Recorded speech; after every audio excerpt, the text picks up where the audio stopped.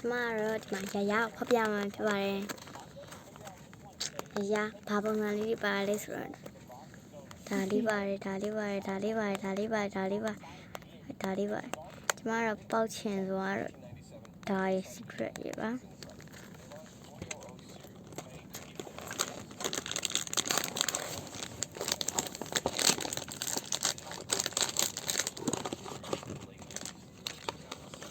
ကျုံကက်ရဒါလေးပေါက်သွားရင်ကျမလိုချင်တာလေးပေါက်သွားပါကြည့်မယ်ဖောက်ကြည့်မယ်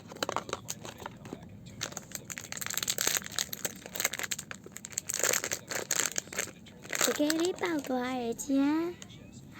စကြုံနှလုံးလေးလည်းလုံးလေးရလာတယ်